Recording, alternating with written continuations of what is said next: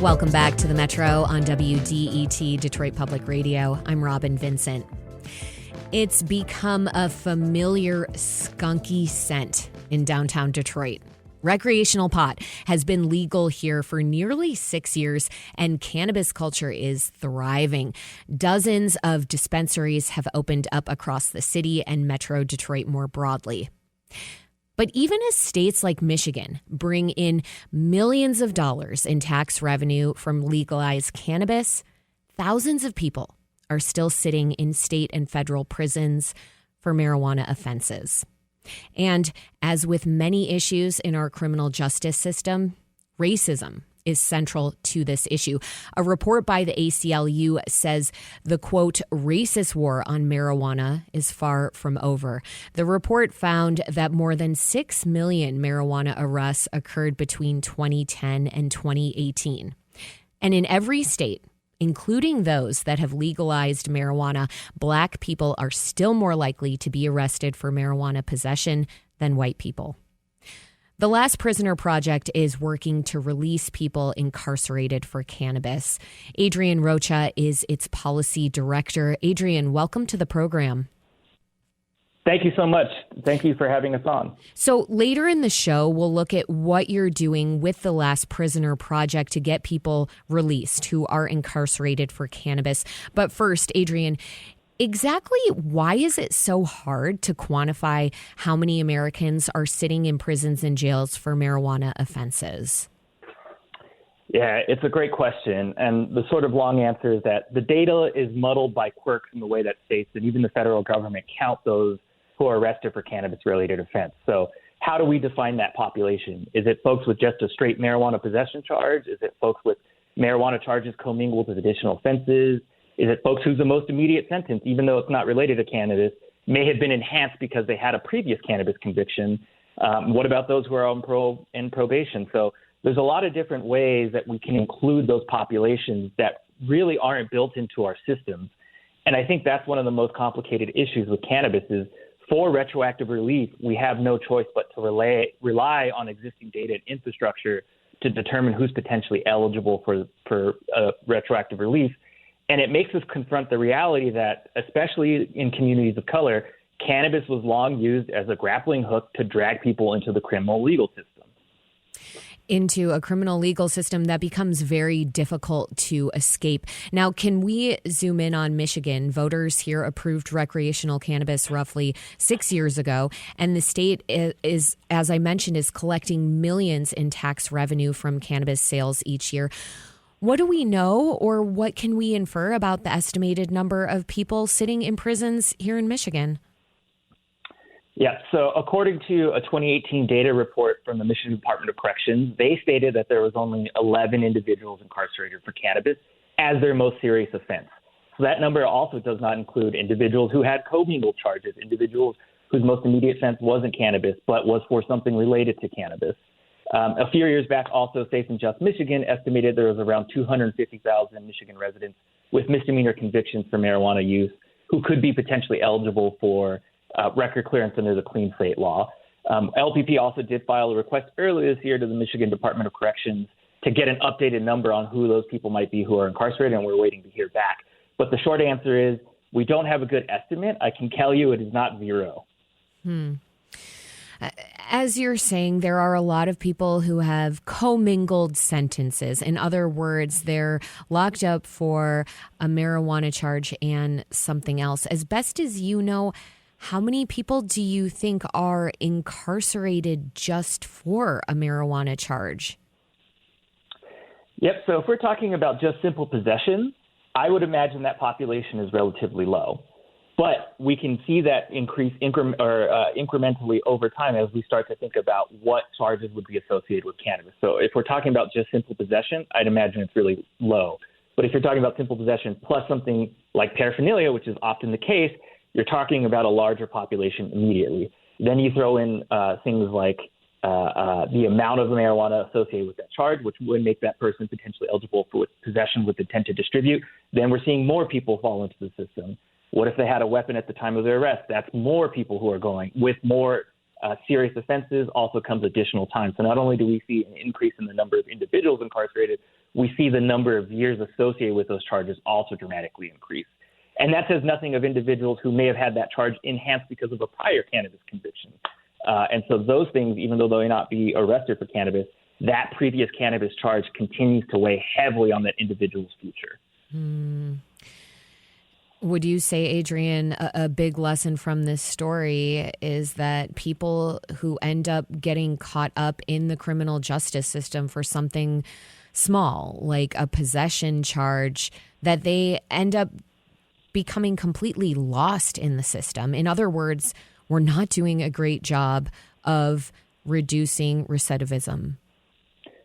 I think that's correct. You know, since June 1971, when Nixon announced that shift in drug policy in America, incarceration has been the point. It is a deterrent disguised as public safety, enforced with the urgency of a war, the war on drugs. And what we're trying to build here at LPP is a paradigm shift where for cannabis offenses, especially in states where it's legal, the default presumption is eligibility for relief, and the state bears the burden of proving how enforcing sentences and other penalties for outdated laws promotes integrity and fairness in our justice system. Adrian, although we can't get really accurate numbers on the number of people sitting in Michigan prisons for marijuana offenses, is it safe to say that it's more falling on Black and brown Americans? I mean, could you talk about how the war on drugs and specifically the war on marijuana has hit people of color hardest? Absolutely. As you said in your introduction, it is true that even as states legalize, we continue to see Black and brown communities be the targets of policing and still continue to be incarcerated or ticketed at rates higher than white individuals or Anglo individuals, despite similar usage rates. And that's true for Michigan. It's true for all other states that have legalized. And this has been a persistent problem with the war on drugs. We're really saying, who are the targets of these arrests and who is the target of these investigations? And oftentimes it's communities of color. This is the Metro on WDET. I'm Robin Vincent. We're talking about people sitting in prison for cannabis, even as states like Michigan bring in millions of tax revenue for legal pot. Our guest is Adrian Rocha. He's policy director with the nonprofit The Last Prisoner Project. Adrian, now let's talk about what's happening in Congress right now. Earlier this month, lawmakers introduced two pieces of legislation that your organization says would help repair, quote, harms from the war on drugs. And I want to note these are bipartisan pieces of legislation. Could you talk about them in as simple terms as possible?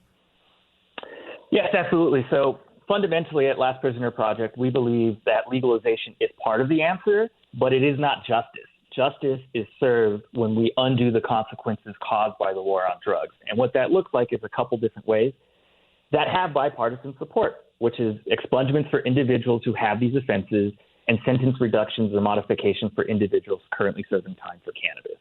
And I think, unlike some of the things that then candidate Trump, now President Trump, campaigned on, marijuana reform and legalization has broad bipartisan support.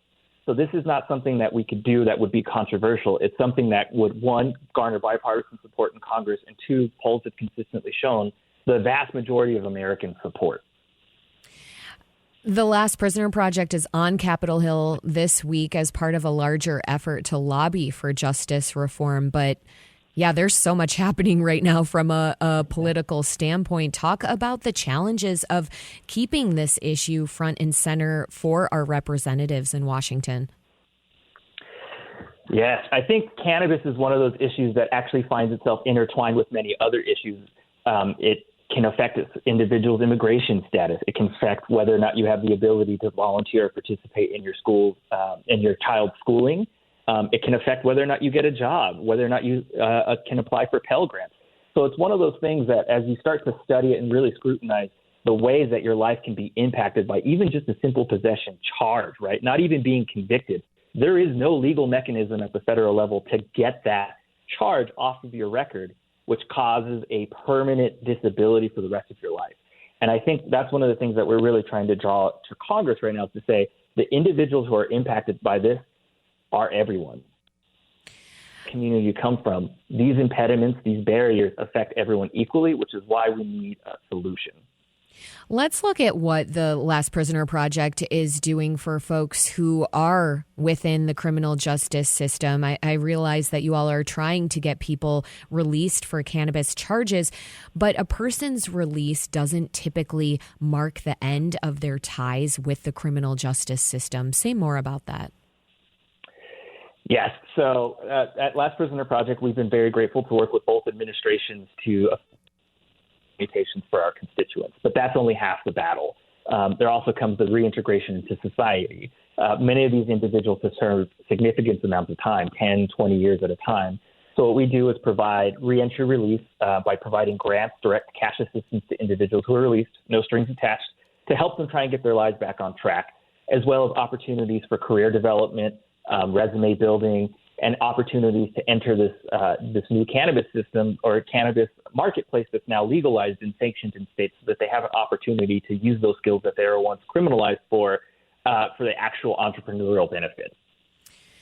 Adrian, before we let you go, we just talked about some bills, some bipartisan bills in Congress that you think could make a dent in this problem. Tell me in the last 20 seconds or so that we have how you think laws need to change further. Yes, I think right now what we're seeing really interesting, and right now cannabis is the thing, but it's going to change, is we currently have no system in place to reconsider individual sentences, convictions, or crimes that we no longer consider illegal. So what do we do about individuals who today it's cannabis, tomorrow could be psilocybin, who have these offenses, who are still currently serving time, but we have no dedicated pathway to release? Parole is not the answer. Factual innocence is not the answer. We need a new mechanism to say we are serving time for sentences that everybody has agreed is now legal sanctioned activity. What do we do about it? Adrian Rocha is policy director with the Last Prisoner Project. It advocates for the release of people incarcerated for cannabis charges. Adrian, thank you so much for joining us on the Metro. Thank you for having me. Have a great day.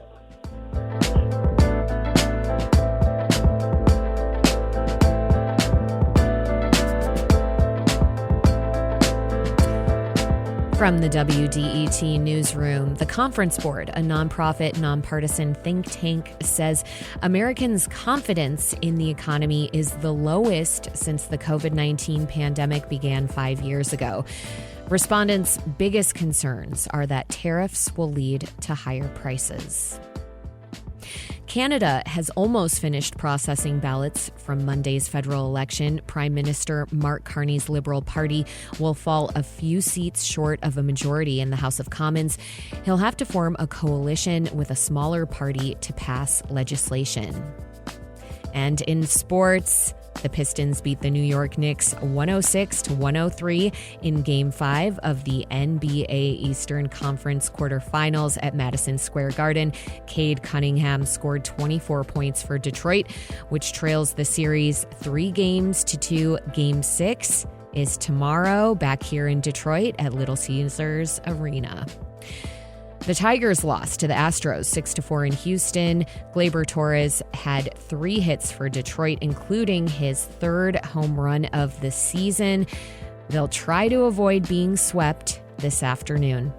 Coming up, how did one man steal over $40 million from an organization that manages Detroit's riverfront?